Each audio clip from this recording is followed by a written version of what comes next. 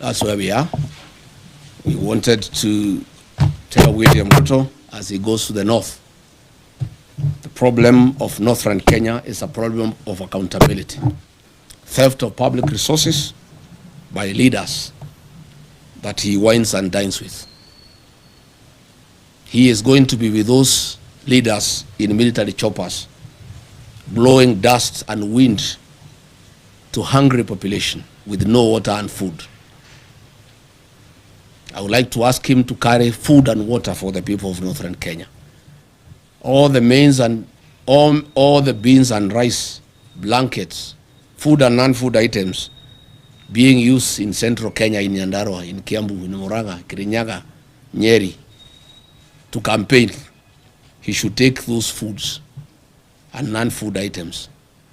I found yesterday in Nyandarua trucks of blankets, trucks of rice and beans being taken to people who have food, who have potatoes, who have carrots.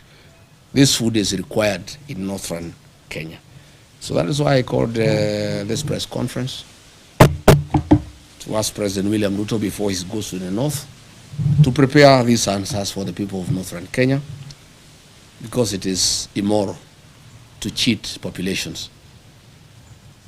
These people are dying, they are hungry, they have no water, they have no food, they have no medicine, their animals are dying. And then you go to dance with them and lie to them all. Asanteni sana. Any question? Yes, citizen. My name is from citizenTv.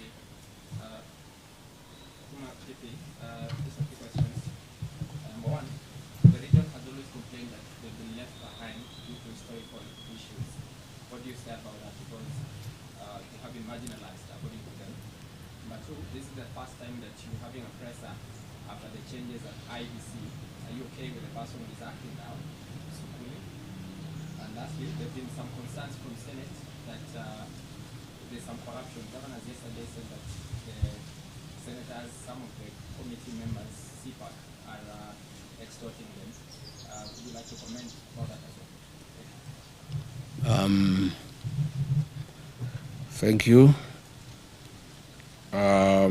What was the first question? The first question is about the historical...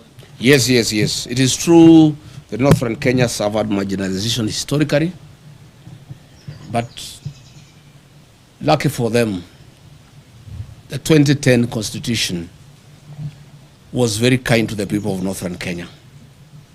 The 2010 constitution ushered in devaluation. It brought the equalization fund. And since then, the people of northern Kenya have received billions of Kenya shillings from 2013.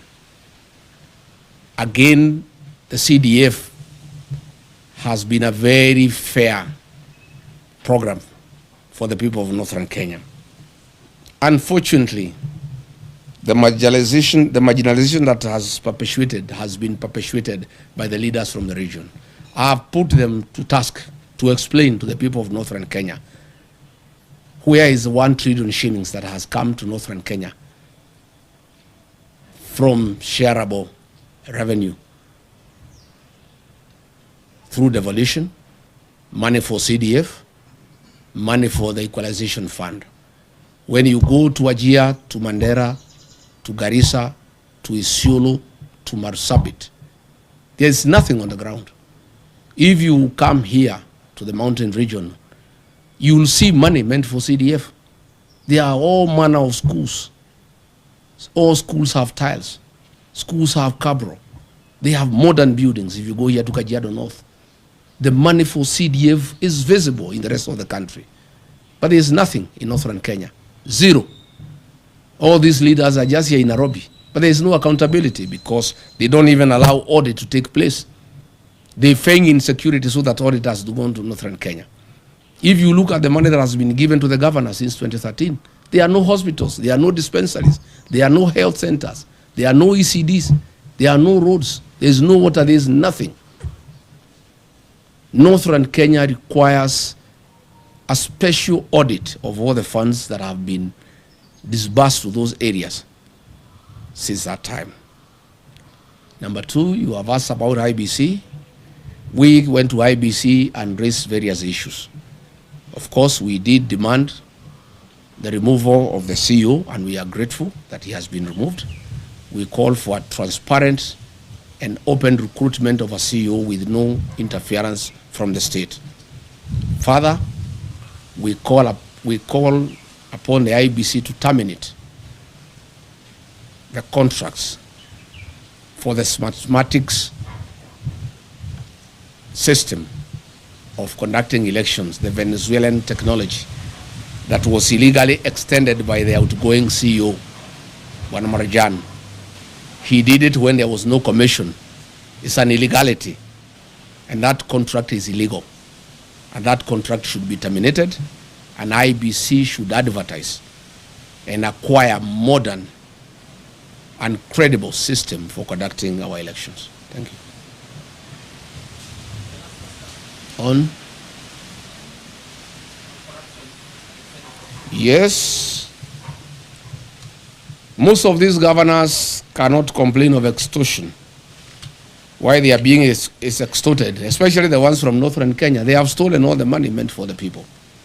So I gather the senators are reasoning that since they have stolen from the people, they need to steal from them. Of course, two wrongs don't make a right. Of course, the Senate and the National Assembly has been a theater of corruption. When I was being hounded out of office, the senators who hounded me out of office were given 10 million shillings each, and others 20 million. It's a den of corruption. And so is the National Assembly. And by extension, all public institutions. So this is something that we intend to correct when we form government. The United Opposition intends to deal with corruption head-on, because it's the greatest challenge that we have as a country. We have a very, very serious challenge where we even have budgeted corruption, and where corruption has been institutionalized and people don't find it anything wrong. Again, William Ruto has really encouraged people to practice corruption. He is bribing people in the loans of State House openly when everybody can see. He calls people and gives them bribes. So once the president has shown that bribery is a way of life, the senators have learned from him, because he also started by bribing them. So when he is not available to bribe them, they have to be bribed by somebody else. And so bribery has become a normal way of life in this country, and it has been perfected by William Ruto. He is shamelessly, with his deputy, going around in the country with sacks of money stolen from institutions like Kenyatta National Hospital to bribe people for re-election. And therefore the senators, the MPs, the police, the administrators, everybody is learning from the best. William Ruto is the one who has perfected bribery as a way of life. And therefore everybody has learned from him. And that is the country now that we have. And that is why we are preparing for the next election to correct this situation by removing from office and bringing a government that is transparent and accountable.